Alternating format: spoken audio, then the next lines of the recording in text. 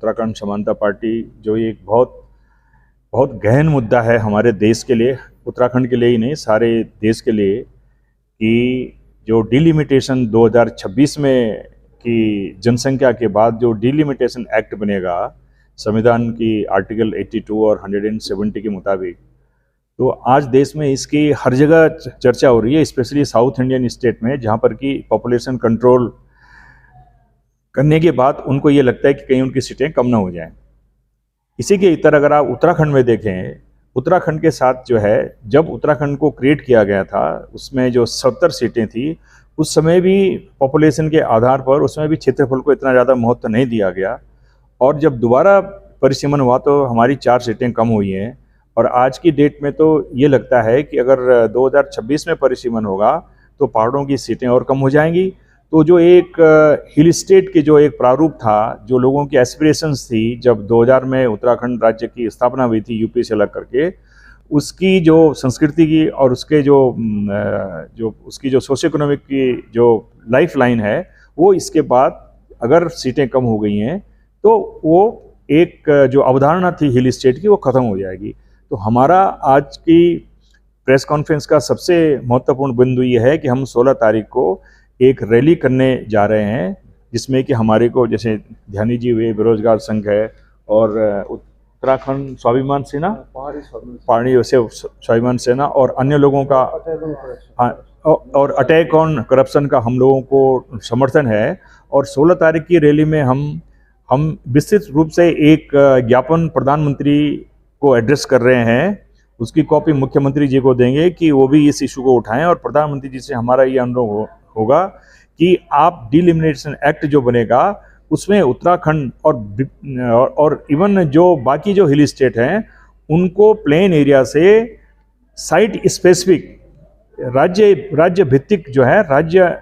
की जो नीड है उसके अनुसार जो है क्षेत्रफल के लिहाज से क्षेत्रफल को 70% जो है महत्व दिया जाना चाहिए, न कि पॉपुलेशन को। और वैसे भी आज का ज़माना जो है, पॉपुलेशन कंट्रोल कहाँ है इंडिया में, 140-42 करोड़ हमारी पॉपुलेशन हो चुकी है, और पॉपुलेशन के बेसिस पे ठीक है प्लेन एरिया में तो आप उसको कर लीजिए। अब आप ये देख लीजिए कि दिल्ली की 7 सीटें हैं, जब संविधान में 1950-52 में जब इलेक्शन हुई है तो उनको 7 सीटें दी गई हैं, और उत्तराखंड में उस समय कितनी सीटें थी, 4 ही सीट थी, कुमाऊं में 2 और गढ़वाल में 2। तो इस तरह से शुरू से ही ये स्थिति रही है कि यहाँ पे क्षेत्र को महत्व नहीं दिया गया है। और ये देखिए कि ये उत्तराखंड एक सामरिक दृष्टि से अत्यंत महत्वपूर्ण है। अंतर्राष्ट्रीय स्तर पर इसकी जो सीमा है वो चीन और नेपाल से लगती है, और दोनों की जो सरकारें हैं वो इतने हम ये नहीं कह सकते हैं कि वहाँ पे हर चीज़ हमारे लिए जो है सब कुछ ठीक होने वाला है। इसलिए उत्तराखंड की हमको छोटे छोटे एमएलए, छोटी छोटी विधानसभा की सीट होनी चाहिए, ताकि लोग जो है अपने प्रतिनिधियों को डायरेक्ट और इजीली मिल सकें, और हमारे जो प्रतिनिधि हैं वो निगरानी कर सकें बॉर्डर एरिया के। तो इसलिए हम आपसे ये अनुरोध करते हैं कि हमारी इस बात को आप ज़्यादा से ज़्यादा लोगों को तक पहुँचाएँ, सरकार तक पहुँचाएँ, और जनता को हम अवेयर करना चाहते हैं। और यही नहीं, हम तो ये कहेंगे प्रधानमंत्री से कि जितने भी हिल स्टेट हैं कंट्री में, उनके लिए एक